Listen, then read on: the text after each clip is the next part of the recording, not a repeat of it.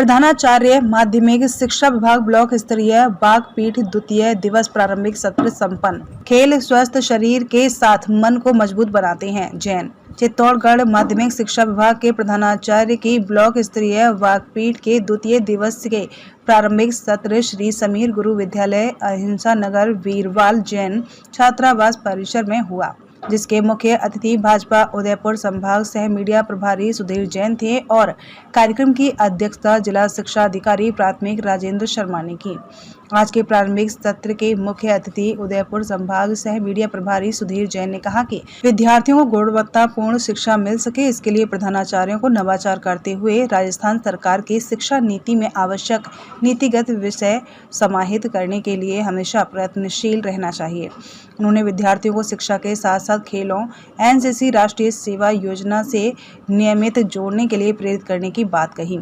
साथ ही मोबाइल के दुरुपयोग से बढ़ते साइबर अपराधों और फ्रॉड से बचने के लिए साइबर एक्सपर्ट द्वारा विद्यार्थियों को जागरूक किए जाने हेतु कार्यशाला आयोजित करने का सुझाव दिया। पदक जीते जाने पर संपूर्ण भारत में खुशी की लहर छाई हुई है और ये इस बात का प्रमाण है कि खेल हमारे जीवन के लिए कितने महत्वपूर्ण है और इसकी शुरुआत छात्र जीवन से ही प्रारंभ हो जानी चाहिए। कार्यक्रम की अध्यक्षता जिला शिक्षा अधिकारी प्राथमिक राजेंद्र शर्मा ने की। उन्होंने अपने उद्बोधन में इस वाकपीठ को शिक्षा की गुणवत्ता को बढ़ाने के लिए प्रधानाचार्यों का सराहनीय प्रयास बताया और कहा कि राजस्थान की सरकार शिक्षा की आधुनिकीकरण और विद्यार्थियों के स्वास्थ्य और उनकी शारीरिक दक्षता के लिए निरंतर योजनाएं लागू कर उनको प्रभावी ढंग से निष्पादित कराने के लिए कार्य कर रही है, जिसमें हम सभी शिक्षकों की भूमिका महत्वपूर्ण है।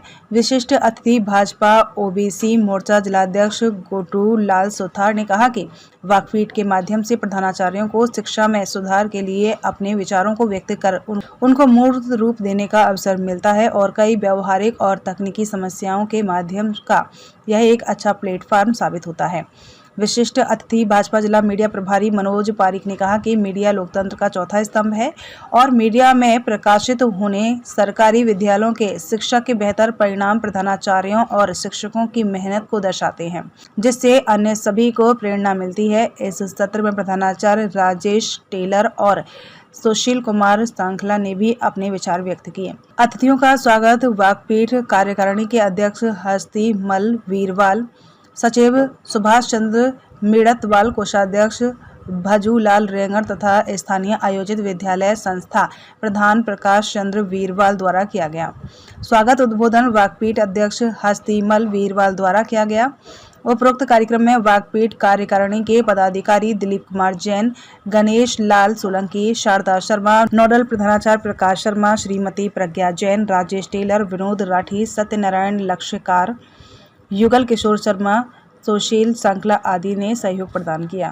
मुझे याद किया, मैं यहाँ पर मेरे सामने कई मेरे गुरुजी भी बैठे हैं, आदरणीय राजेश भैया, प्रकाश जी, जो समय समय पर शिक्षा के संबंधी कार्यक्रमों में, चौहानी जी और अन्य जिनका मैं नाम नहीं ले पा रहा हूँ, वे सभी शिक्षा संबंधी कार्यक्रमों में याद करते हैं और विशेष रूप से जहां आप पढ़े हुए हो, जिस क्षेत्र में आप पढ़े हुए, अगर उस क्षेत्र में किसी मंच के माध्यम से आपको अपनी बात कहने का अवसर मिलता है तो लगता है कि उसी शिक्षा की वजह से आज यहाँ खड़े हैं, जिसकी वजह से हम आप सबके सामने हैं।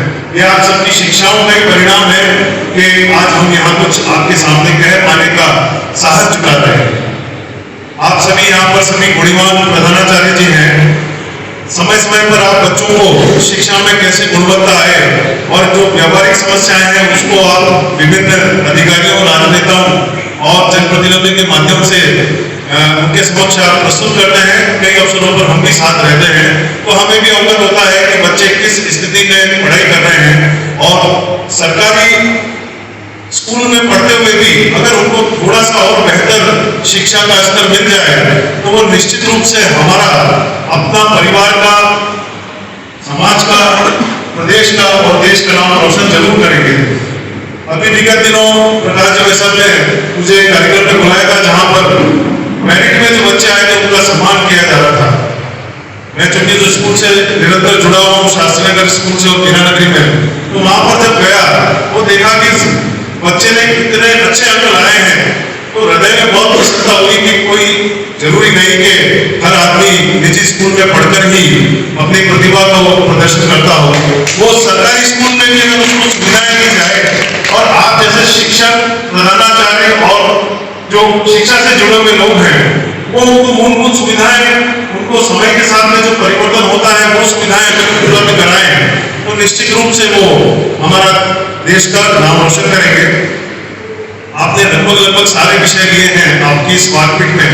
मेरा एक छोटा सा निवेदन है, वर्तमान में बच्चे मोबाइल का बहुत उपयोग करते हैं और अभी वर्तमान में मोबाइल पे ये भी चर्चा चल रही थी कि शिक्षक भी उपयोग नहीं करेंगे, अभी कुछ उसमें राहत भी दी है।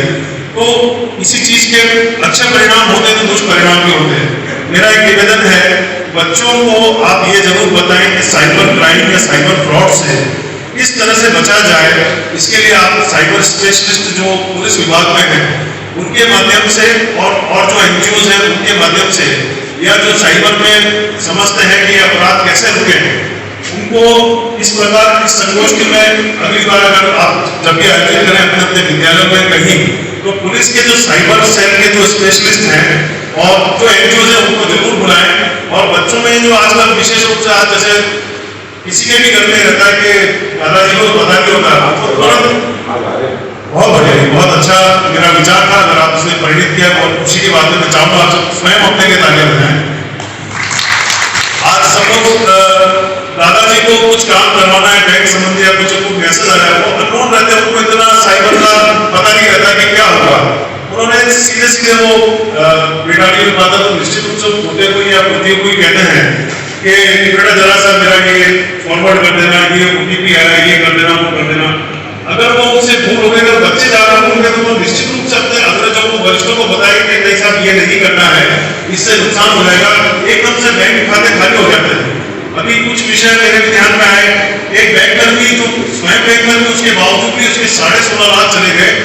आगे से आगे लोग की प्राप्ति में आदमी बढ़ता जाता है और ये मालूम नहीं चलता कि उसका एकदम से उसका जो मुंह पसीने की कमाई है वो साफ हो जाएगी।